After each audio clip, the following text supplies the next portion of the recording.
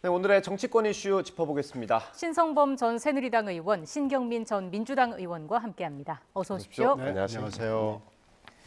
오늘은 먼저 낸시 펠로시 하원 의장 방한 소식부터 좀 짚어보겠습니다. 어제 밤에 이제 우리나라에 도착을 했고요. 조금 전에 저희가 국회에 도착한 모습까지 보여드렸거든요.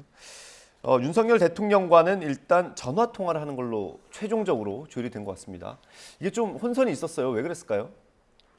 부담스러웠겠죠. 그러니까 대만에 갔는데 중국이 격하게 반응을 했는데 바로 다음 날 우리나라를 왔다. 예. 우리 입장에서는 현실적으로 보면 중국을 의식할 수밖에 없는 그런 처지인 것은 맞아요. 맞는데 제 느낌은 이런 거예요. 이게 뭐 대통령이 만난다 안 만난다 다 좋은데 일정한 철학과 원칙 하에서 안 만나기로 했다면 네.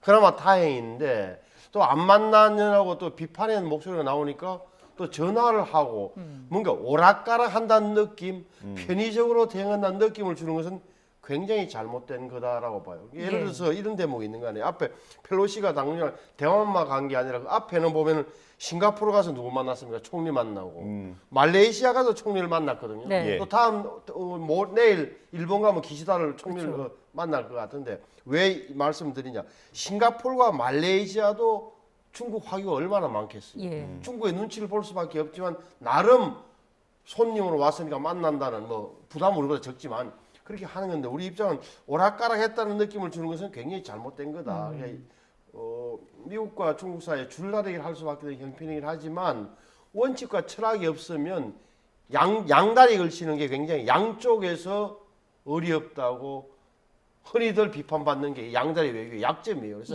자기 철학과 비전을 정확히 밝혀주는 게 오히려 더 나은 거예요. 예. 그리고 또 펠로시 의장이 갖는 그런 상징성이 있지 않습니까? 그런 점에서 또 봤을 때 그래도 만나는 게 국익에도 도움이 되지 않겠느냐 이런 지적이 나오는 거거든요. 이건 뭐 무조건 만나야죠. 생각하고 말 것도 없는 의전이에요. 근데 공항 의전부터 삐뚤어졌다는 거예요. 공항 의전부터 아마 굉장히 불쾌했을 겁니다. 제가 지금 화면으로 보여드리고 있습니다. 어젯밤 도착한 사진입니다. 지금 그런데 이제 대통령 만나는 문제, 신 의원도 금방 말씀을 하셨듯이 글쎄 뭐 원칙이라고 얘기하는 것도 일단 잘 모르겠고요. 뭐 휴가 때는 대통령 휴가 때는 외빈을 안 만났다 그러는데 그런 원칙은 저는 들어본 적이 없고요. 사실 그 사이 만났습니다.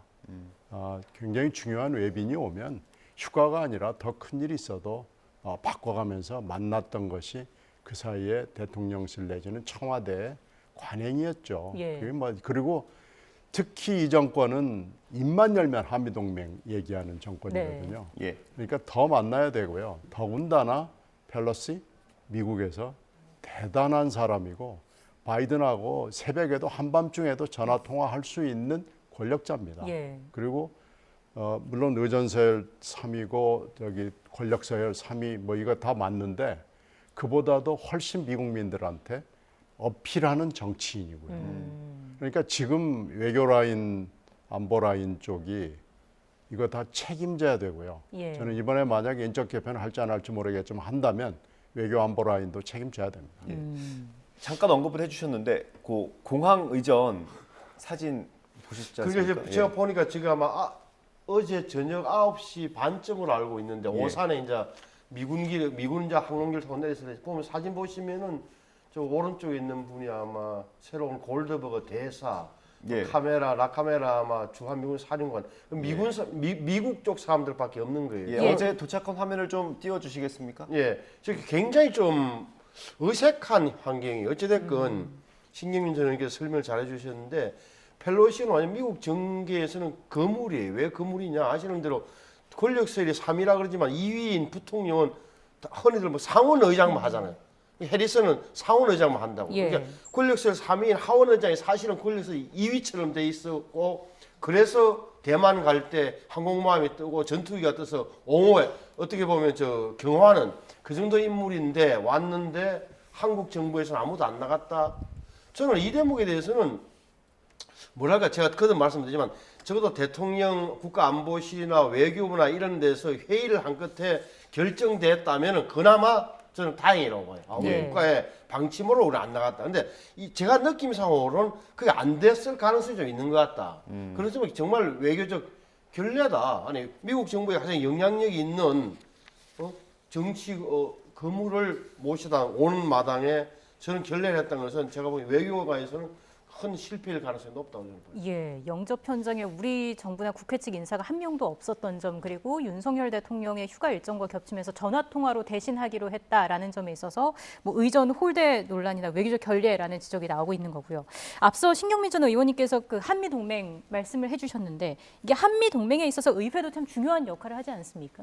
중요하죠. 북한 핵 문제에 있어서도 상원이 물론 외교적으로 큰 목소리를 갖고 있는 건 맞아요. 그런데 하원은 예산에 있어서 주무 어떻게 보면은 책임이라고 볼 수 있습니다. 네. 그렇게 따지면은 하원의 주 업무는 1월 1일부터 12월 말일까지 계속 예산을 만지거든요. 그 하원 또 외교위원회 또 국방위원회 이런 데가 목소리가 있고요. 물론 상원이 인사에 대한 책임을 지고 외교 국방에 대해서 1차적 목소리를 갖는 건 맞습니다. 예. 더군다나 하원 의장이라고 그러면요. 미국에서의 하원 의장이라는 것은 우리나라 국회의장하고는 또 다른 의미가 있어요. 그러니까 이제 상원 의장은 부통령의 당연직이죠. 예. 당연직이기 때문에 상원의 의장이라는 건 사실상 우리 개념의 의장은 아니거든요. 그렇게 따지면은 하원 의장을 뭐 이렇게 설명을 하고 양해를 구했다라는 설명이 너무나 궁색해 보이고요. 예. 물론 지금 뭐 외교적인 부담 또 여러 가지 뭐 이 사정이 있겠죠. 그럼에도 불구하고 이번 이 처리는 외교적인 상식과 관행과 여러 가지 룰을 봤을 때 도저히 이해가 되지 않습니다. 이건 예. 아마 다른 나라들이 말을 안 할 뿐이지 손가락질을 할 거예요. 예. 더군다나 우리가 분단 국가고 남북한 대치 상황이 있고 미국의 국방의 상당 부분을 의지하고 있는 나라에서 이런 정도의 결정을 내리고 이 결정이 매우 유치해 보이고 이러는 걸로 봐서는 예. 이건 뭐 입이 10개라도 할 말이 없고요. 예. 이 라인에 서 있는 사람들은 이거 책임져야 되고요. 마침 외교장관은 지금 뭐 출장으로 외유 중이라고 변명을 합니다마는 변명이 저는 통하지 않는다고 봅니다. 요즘에 뭐 산에 올라가 있으면은 혹시 달나라에 있다면 통신이 잘 안 될 수 있지만은 예. 우리나라에서 어느 산 그리고 에베레스트 산에 올라가도 통신이 되는 세상이거든요. 네. 그 장관도 책임을 져야 되고요. 예. 청와대에 그 이 주무 책임자들이 있거든요. 예. 그리고 주미대사도 미국에서 대통령을 설득했어야 됩니다. 이 사람들 다 책임이 있고요. 반성하고 책임질 사람은 책임지고 물러나는 게 맞습니다. 예. 과정 뭐 다 떠나서 일단 만나는 게 맞다라는 말씀이신 것 같거든요. 저는 이제 타이밍이 좀 안 좋다고 봐요. 이게 뭐냐면 이게 안 만나는 타이밍이. 그러니까 일부의 반대를 무릅쓰고 스페인 마드리드에서 열린 나토 정상회담에 참석해서 그렇게 동맹과 가치를 중시한다는 그렇게 천명을 해놓고 얼마 지나지 않았는데 미국의 대표적인 정치인이 오는데 이렇게 안 만난다. 심지어 우리 다 기억을 하잖아요. 미국의 상원 의원이나 심지어는 하원 의원조차 오면 대통령 만났던 기억을 갖고 있는 우리로서는 굉장히 어색한 거는 맞다. 중국을 의식하지 않을 수 없다는 거는 저는 인정하면서도 안타까운 게 자 이런 식이라면 중국을 의식하기 시작하면은 중국을 언제까지 중국이라는 나라 잘 아시는 대로 양보하면 양보할수록 약점을 보이면 보일수록 끝까지 더 요구하는 그런 외교적 패턴을 충분히 좀 보여주고 있는데 예. 예. 이 정도 가지고 손님을 왔는데 대통령이 안 만나는 이런 문제라면 중국의 약점을 분명히 우리가 보여주는 거예요. 그러면은 앞으로도 계속해서 더 많은 걸 요구하고 더 완강하게 버틸 건데 예. 아이고 시진핑이나 왕이 외교부장이 어떻게 외교하는지는 국제 무대에서 정평이 나 있단 말이에요. 예. 전랑 외교라 그래가지고 아주 공격적으로 한단 말이에요. 이거 저 아주 뭐 걱정이 많이 된다. 특히나 말씀드렸지만 싱가포르나 말레이시아 화교가 많은 나라들도 다 오는 손님 많이 나는데 우리는 너무 많은 양보나 중국을 의식한 너무 자세 낮추기가 처음부터 이렇게 된다면 한미 동맹을 강조하는 윤석열 정부로서는 상당히 좀 어색한 장면이 지금 오늘 연출되고 있다. 저는 그렇게 봅니다. 예. 거기에 더해서 좀 논란이 더 되고 있는 게 사실 처음에 안 만날 것처럼 얘기를 했고 그다음에 다시 그러니까. 조율 중이라고 했고 그다음에 다시 안 만난다고 조율도 없었다고 했고 결국에는 전화 통화를 하기로 했고 이 과정이 그러면 과정이 국민들이 보시기에는 뭔가 외교적인 전략과 뭐 숙고 끝에 나온 결론이기 믿고 싶어 했는데 이게 왔다 갔다 하는 거 보니까 그것은 아니고 좀 뭐 왜 이리 왔다 갔다 하지 오락가락하지 우리가 뭐 약점을 잡혔나 중국에 너무 의식한 이런 생각을 갖게 만든 건 참 많이 아쉽죠. 그럼 이 상황에서 더 이상 뭐 변화하는 거는 없게 될까요?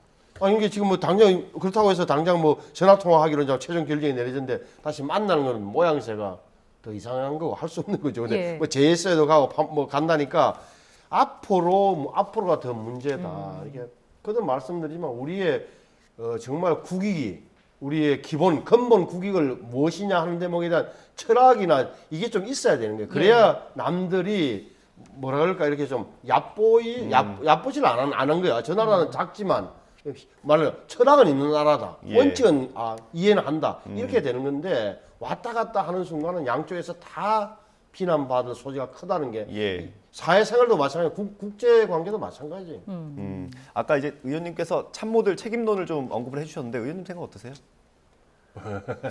제 입장에서 뭐 참모 책임까지 언급하는 건 뭐하고 적어도 정부의 어떤 그 의사 결정을 거쳐서 이런 일이 벌어졌는가, 예를 들어서 오산공항에 왜 아무도 안 나갔는가, 예. 그 대통령의 메시지가 이렇게 혼선을 빚었는가에 대해서는 정부 안에서 좀 다시 리뷰를 해봐야 돼요. 예. 점검을 해. 외교 안보 라인에 점검은 필요하다고 저는 봐요. 예.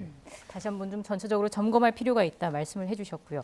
다른 국가 정상들과는 만나고 또 만날 예정이다라는 말씀도 해주셨는데 그런 상황에서 우리 윤석열 대통령과 우리나라 대통령과 펠로시 의장이 만나지 않는 것 이거에 대한 부담도 좀 느끼고 있을 것 같은데요. 뭐 당연히 느끼겠죠. 근데 하여튼 왔다 갔다 한 거 보니까 회의와 논의는 한 것 같아요. 근데 아마 지금 이렇게 결론을 낸 것은 예. 참모들의 설득이 부족했다라는 거고 대통령이 그쪽을 뭐 60대 40으로 이렇게 가니까 이제 우르르 따라가지 않았나 싶었는데 이게 이제 대통령실의 소통의 문제였던 거 아닌가 싶어서요. 휴가 갔다 오면 대통령 휴가 이후에 좀 대통령이 다른 모습을 보여줘야 된다라는 것이 중론인데 예. 또 어저께 연극 같은 걸 보면서 이 연극의 그 내용이나 이런 걸로 봤을 때 대통령이 달라지려고 하는 거라는 사인을 조금 읽을 수도 있었을 거예요. 근데 이 사태를 보면서 대통령이 아직도 변하려고 생각하지 않는 거 아니냐. 그리고 참모들이 할 얘기를 제대로 못하는 건지 아니면 참모들의 실력이 없는 것인지 예. 점검을 해서 만약 실력이 없다면 석 달이 아니라 사흘을 했더라도 저는 바꿔야 된다고 봅니다. 예. 예. 지금 국회에서 펠로시 의장과 김진표 국회의장이 양자회담을 진행하고 있거든요. 잠시 뒤에 이제 언론 공동 발표가 있을 텐데 어떤 내용들을 좀 다루겠습니까? 글쎄요, 뭐 국회 차원의 하면 펠로시 입장에서는 의장 입장에서는 국회 차원의 뭐 카운터 파트이긴 하죠. 다들 스피커라는 이름으로 오는데 깊이 있는 이야기라 뭐 원론적인 이야기를 하죠. 북한 핵에 대한 공동 대응이라든지 이런 이야기를 할 함직한데 예. 결론적으로 보면은 미국에서도 다 우리 정부의 일정이나 입장을 다 뭐 아니 주한 미국 대사관에 서울에 있는 미국 대사관에 하늘이 정무과에서 뭘 하겠어요? 우리나라의 정보를 다 그래도 정치 일정까지 다 꿰뚫고 있는 그 팀에서 예. 대통령을 못 만난 사실에 대해서만 찜찜한 상태에서 국회의장을 만나서 야당 소속 뭐 야당 출신인 국회의장을 만나서 무슨 이야기를 할 수 있을까 한계를 갖고 있는 거다. 당장 중요한 것은 JSA 가는 이런 게 아마 좀 더 의미 있게 미국 사람들은 그렇게 내부적으로 그렇게 볼 겁니다. 예. 현재 그런 공동 언론 발표를 그 외신들도 생중계를 준비를 하고 있다라는 소식을 방금 들었는데 그만큼 또 한미 동맹에 관련해서 좀 관심이 높다라는 걸 보여주는 것이기도 할까요? 지금 특히 중국 방문 이후에 이렇게 오는 거기 때문에요. 얼마나 의식을 하겠습니까? 예, 타이완 방문했죠. 타이완 방문이죠. 그러니까 중국 쪽의 반응이 지금 나오는 예. 거 봤지 않습니까? 예. 저건 50년대에 굉장히 극한 대립이 있었고 90년대 후반, 중후반에 대립이 있었고 이게 지금 처음 있는 일이거든요. 예. 그러니까 벌써 한 30년 가까이 전에 그렇죠. 있고 이게 처음 있는 일인데 이런 상황에서 우리나라와 미국이 할 수 있는 여러 가지 얘기에 아무래도 제일 중요한 것은 북한 문제고 그다음에 중국 문제가 될 겁니다. 그리고 바이든 대통령이 와가지고 했던 여러 가지 얘기들의 후속 작업을 국회의장이긴 하지만은 여러 가지 당부를 했을 거예요. 특히 예. 지금 권성동 원내대표가 거기 배석을 하고 같이 있었기 때문에 거기다 대고 하는 메시지가 분명히 있을 거니까요. 예. 예. 한미 관계 전반에 외교, 국방, 정치, 경제에 대해서 여러 가지 얘기를 했을 거고요. 예. 그 얘기 한마디 한마디가 다 바이든 대통령이나 백악관이나 그 상하원의 주요 지도자들하고 예. 공유가 되는 거죠. 그 돌아가고 나면 반드시 그 리포트를 써가지고 쭉 돌리거든요. 회람을 시키고 그 회람 시스템이 미국 정치가 굉장히 잘 되어 있습니다. 네. 정보를 공유하는 거죠. 그렇기 때문에 지금 물론 국회의장하고 하는 거지만은 여야의 원내대표들이 배석하고 있기 때문에 거기에 틀림없이 굉장히 중요한 메시지들이 들어 있을 거고요. 예. 그것은 앞으로도 계속해서 팔로우업이 될 걸로 예. 생각합니다. 펠로시 의장이 타이완 방문해서 차이 총통을 만났을 때는 미국과 대만의 연대를 과시하기 위한 거다. 이번 방문이 그렇게 얘기를 했어요. 좀 강한 발언이긴 하죠. 판문점 가서도 이렇게 좀 강한 메시지가 나올 수 있을까요? 아무래도 예상하기는 힘들지만 판문점에서 뭐 중국을 겨냥한다기보다 뭐 국제 관계에 대한 특히 저 판문점 너머에 저 있는 북한과 중국에 대한 나름의 미국의 시각을 뭐 보여주는 그런 대목이 나올 것 같아요. 예. 방금 신경민 전 의원께서 중요한 말씀해 주셨는데 미국 사람들 이렇게 좀 보시면은 굉장히 이게 정보나 이런 게 굉장히 잘 본다는 사실 정확히 아셔야 돼요. 그러니까 우리 모든 외교관들은 우리나라도 마찬가지로 미국은 특히 철저한 게 예. 한국의 주요 정치인들을 만나고 나서는 꼭 보고서를 다 씁니다. 이게 그걸 모르고 만났던 한국 분들이 많이 다 어떻게 보면 나중에 뒷이야기가 많이 나왔던 게 네. 그 스노우든의 그 보고 다 나왔잖아요. 거기서 예. 한국 사람들 만나서 정치과에 한 사람 한 사람이 다 어떤 보고서 뭐라고 말했는지를 깨알같이 적어서 본국에 보고했던 게 다 나중에 그게 쭉 나온 거예요. NSA 자료가. 예. 그 정도로 미국 사람들이 철저하다. 다시 말하면 이런 여기 따라오는 우리가 눈에 안 보이지만 펠로시를 따라오는 모든 스태프들이 많을 겁니다. 정보기관도 있을 테고 한데 한국에 와서 듣고 보고 들은 뭐 북한에 대한 판단, 한국의 정치 정세에 대한 걸 모든 게 들어가는 거예요. 예. 그거는 파일화되고 문서화돼서 말씀하신 대로 미국 지도부 간에 적어도 의사 결정권을 가진 사람들 사이에서는 회람이 된다. 윤석열 대통령 정부에 대한 태도, 예. 뭐 대북관 이게 다 나올 거라고. 만나본 사람들의 은행에서 나오는 이런 거. 굉장히 그런 점은 우리가 만날 때 아무리 우방이지만 굉장히 조심해야 되는 대목이고 미국을 볼 때 우리가 항상 염두에 둬야 되는 미국인들의 정보관이에요. 지금 저희가 화면으로 보여드리고 있는 네. 게 아마 공동 언론 발표 현장인 것 같습니다. 그렇습니다. 한국을 방문한 펠로시 의장과 김진표 국회의장과의 그 회담이 현재 진행이 되고 있고요. 잠시 뒤에 지금 보시는 이 장소에서 공동 언론 발표가 있을 것으로 보입니다. 언론 발표는 진행이 되는 대로 시작을 하는 대로 또 현장 음을 키워서 또 들어보도록 하고요. 조금 전에 그 공동 경비구역 방문 관련한 이야기도 좀 나눠봤는데 신경미 전 의원님께서 보시기에는 일단 뭐 북한이나 중국에 대한 메시지가 나온다면 어느 정도 수준이 될 거라고 보십니까? 펠로시는요, 자기 정치 생활을 통해서 이제 80년대 후반부터 의회 생활을 했는데요. 계속해서 인권 문제에 대해서 역점을 뒀습니다. 예. 그리고 지역구가 캘리포니아 쪽이거든요. 캘리포니아 쪽에 굉장히 많은 아시아 인종이 살고 물론 한국인을 포함하는 거죠. 그래서 중국의 인권만 관심을 가지는 게 아니고요. 예. 아시아 그리고 전 세계의 인권 문제에 대해서 사태가 있을 때마다 목소리를 높여왔던 대표적인 하원 의원입니다. 네. 그래서 북한 인권 문제에 대해서도 이 기록을 쭉 찾아보면은 제일 앞장서서 가장 비판적으로 얘기를 했던 사람입니다. 예.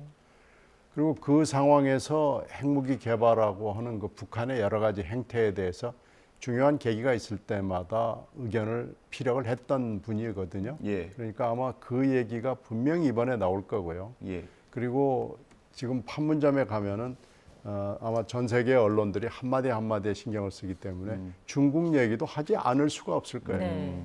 그렇게 따지면 판문점에서 보이는 펠로시의 발언과 행태가 굉장히 주목이 되고요. 예. 그 대북 정책에 우리한테도 주목이 될 멘트들이 분명히 있을 거고요.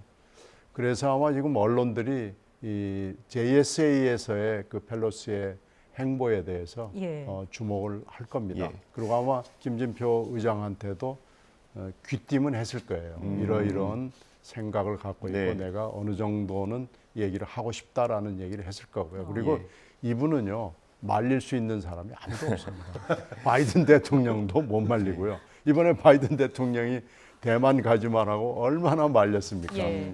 안 되잖아요. 그러니까 좋다. 가는데 그러면 당신의 안전을 위해서 내가 할 수 있는 일을 다 하겠다 그래서 뭐 항공모함 뜨고 이 난리가 다 나는 거 아닙니까? 지금 그런 정도의 국제적인 큰 대사건이 여기서 벌어진 거예요. 근데 이제 우리가 그것을 저렇게 조치를 하고 대응을 한다는 것에 대해서 예. 저는 도저히 납득이 가질 않습니다. 지금 펠로시 의장과 김진표 의장의 공동 언론 발표가 예정했던 것보다 조금 지연되는 것 같습니다. 저희가 기자회견이 시작이 되는 대로 현장 연결해서 전해드리도록 하고요. 펠로시 의장이 이제 판문점에 가는데 어디까지 접근할지는 모르겠습니다만 사실 얼마 전에 좀 논란이 됐던 탈북어민 북송 사건 영상이 공개됐던 곳이기도 하지 않습니까?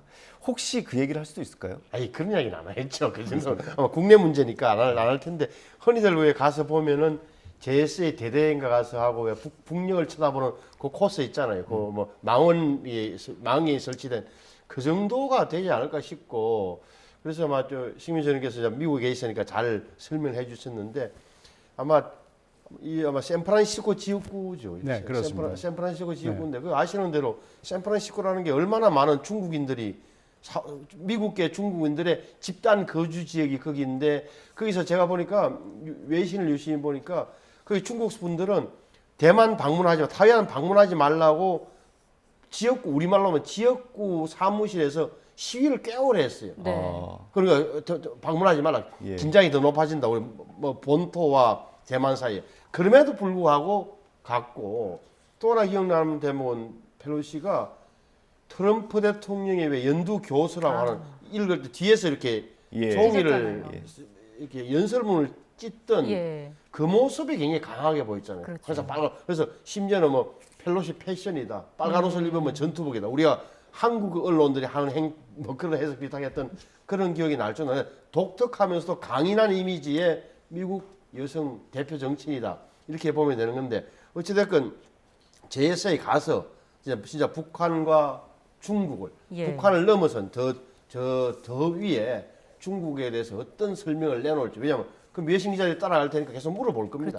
그래 물어보면 어떤 답변을 할지 저도 사실 더 궁금해요. 그 답변에 따라서 또 북한이나 중국의 반응도 나오지 않겠습니까? 물론 나오겠죠. 지금 아마 중국으로서는 최대한의 정보력을 동원해 가지고 한마디 한마디를 지금 따라가고 있을 거고요.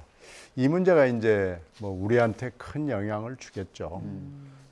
앞으로 미중 관계가 얼마나 더 나빠질지 도저히 지금 짐작이 안 가는 순간이고요. 글쎄 지금 그러니까 이제 중국 외교를 어떻게 해야 되느냐라는 것이 여기서 화두로 떠오르는 거예요. 그래서 중국 우리가 한미 동맹을 근간으로 하기 때문에 중국에 대해서 그럼 어떻게 해야 되는 것이냐 이거에 대한 고민을 윤석열 행정부나 정권이 지금 잘 못하고 있지 않느냐라는 것을 이번 펠로시의 방안을 통해서 보여주고 있는 겁니다. 그러니까 국민들이 외교나 이 안보에 대해서 조금이라도 관심을 가지는 분들은 매우 불안하게 지금 보고 있을 겁니다.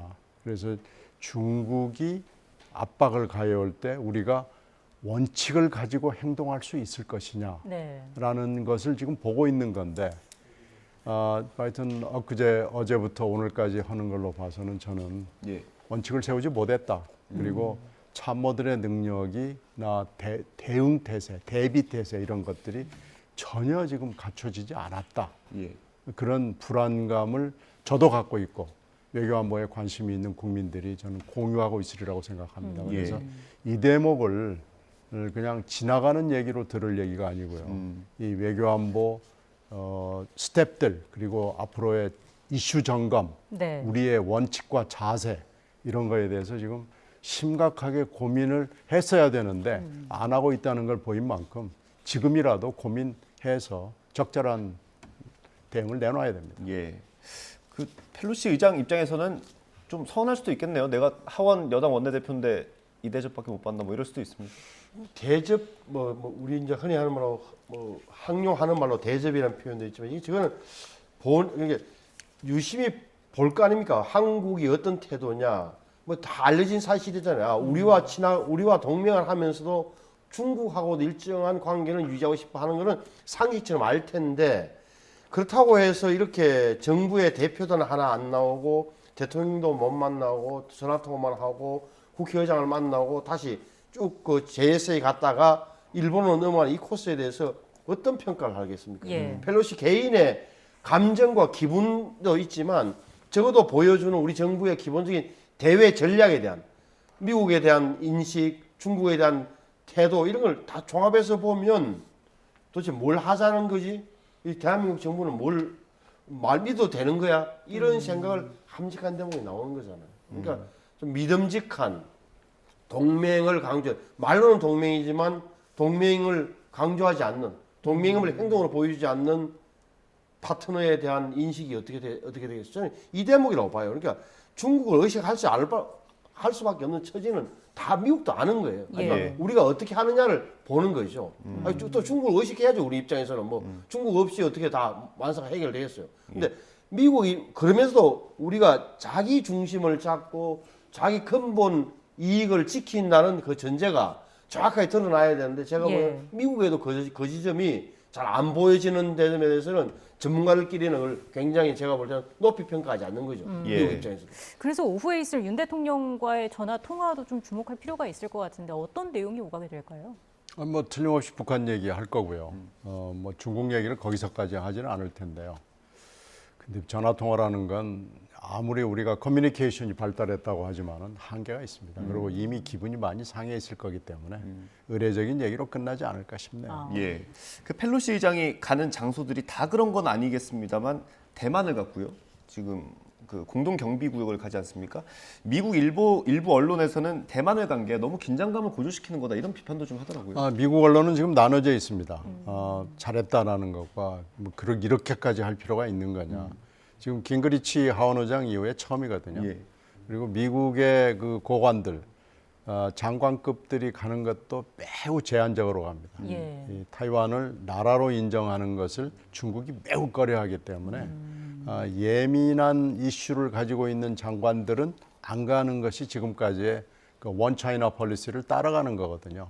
원 차이나 폴리시를 수용을 하는 조건으로 90년대 그 미중 갈등을 마무리했거든요. 네. 그래서 그 원 차이나 폴리시에 어긋나는 인사의 방문에 대해서는 중국이 저렇게 난리를 치는 겁니다. 그런데 그 원 차이나 폴리시 90년대, 96년 그게 7년으로 기억이 나는데 그 이후에 이게 최초입니다. 그러니까 이게 지금 중국으로서도 엄청난 사변이고 이 동북아시아 정세에서 엄청난 일이 지금 벌어지고 있는 거예요. 그런데 지금 이런 상황에서 이 지각 변동이 일어날 거고 틀림없이 미중 간의 갈등이 깊어질 거고요. 그러면 이제 앞으로 우리의 자세, 우리의 스탠스를 계속 요구받을 거거든요. 예. 그래서 우리가 지금 어떤 태도를 보이느냐라는 것들이 하나하나가 민감한 그런 지금 시점이죠. 그래서 우리가 하나하나 태도도 중요하지만 말 하나하나를 조심해야 되고 그런 것을 할 수 있도록 우리가 큰 방향과 흐름을 결정을 사실은 했어야 됩니다. 지금 저희가 화면을 통해서 이 시각 국회 오픈홀의 모습을 보여드리고 있습니다. 현재 상황을 다시 한번 좀 정리를 해드리겠습니다. 미국 펠로시 하원 의장 한국을 방문했습니다. 미국 권력 서열 3위고요. 상징성이 매우 큰 인물입니다. 대외 정책에 있어서는 민주주의를 강조하고요. 옛 공산권에 강한 거부감을 가진 인물이기도 한데요. 이런 점에 있어서 바로 중국과의 악연이 이어져 오기도 했습니다.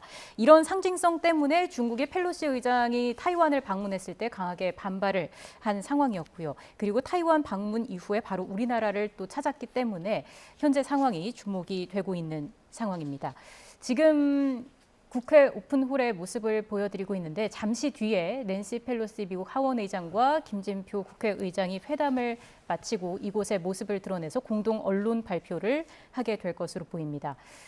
애초 예정됐던 시간보다는 조금 시간이 계속 좀 늦어지고 있는 상황이거든요. 이건 뭐 특별한 이유가 있을까요? 아무래도 김진표 의장도 많이 궁금하겠죠. 이게 타이완 가서 뭘 느꼈냐 이런 이야기도 좀 함직하고 예. 그다음에 여러 가지 이야기를 하지 않겠어요. 그래서 정치인으로서 뭐 저는 중국과 북한 이야기만 하지 않으라 보고 정치인으로서도 대화도 있을 테니까 저는 뭐 계속 길어질 거다. 그리고 펠로시도 한국 정치인들하고 많이 아는 편이에요. 예를 들어서 네. 뭐 나경원 전 의원 같은 경우도 같은 여성 의원이라서 그런지 몰라도 사진도 많이 찍고 했던 데도 기억이 나는데 어찌됐건 굉장히 좀 한국 쪽에 관심이 많은 그 하원 의장이 맞잖아요. 그러니까 예. 많이 한번 물어보고 서로 뭐 환담도 나누고 제가 보기에는 많은 이야기를 할 것 같아요. 그래서 저 발표문도 보면 공동 언론 발표 이렇게 돼 네. 있어요. 공동 언론 발표, 조인트 프레스 이렇게 돼 있으니까 예. 뭐 기자회견을 뭐 짤막하게 서로가 이야기하고 아마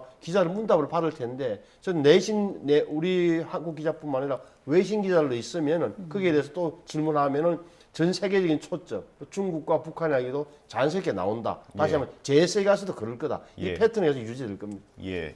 혹시 오늘 펠로시 하원 의장이 공동 언론 발표를 할 때 대만 얘기를 꺼낼 수도 있을까요? 본인이 뭐 지나가는 얘기로 하긴 하겠죠. 근데 아무래도 한반도 문제를 집중할 거고 중국의 지금 그 아주 과잉 대처 이후에는 언론에 지금 첫 번째 노출되는 거기 때문에 미국 언론들이 굉장히 많은 질문을 할 겁니다. 이 중국의 대응에 대해서 어떤 평가를 내리고 전망을 하는 것이냐라는 얘기를 할 거고요. 틀림없이 그는 김진표 의장하고의 여러 가지 얘기 중에 뭐 금방 얘기했던 중국 문제, 북한 문제 뭐 다 얘기하겠지만 최근에 미국의 관심사 중에 아주 중요한 문제 중에 하나가 경제 공동체 문제하고 예. 칩4로 상징이 되는 여러 가지 컴퓨터 관련 뭐 이런 무역 관련 지금 이런 것들이 중국하고 연관이 돼가지고 예. 굉장히 심하게 중국을 압박을 하고 있거든요.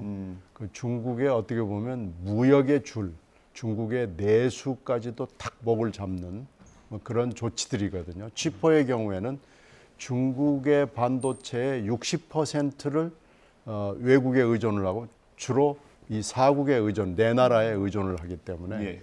칩4 동맹을 만약에 미국이 주도를 해간다 그러면은 중국으로서는 자기 목을 조여오는 느낌을 예. 받을 거예요. 그래서 그런 데 대해서도 아마 이 틀림없이 관심을 가지고 펠로시도 관심이 있을 거고 김진표 의장도 관심이 있을 거고요.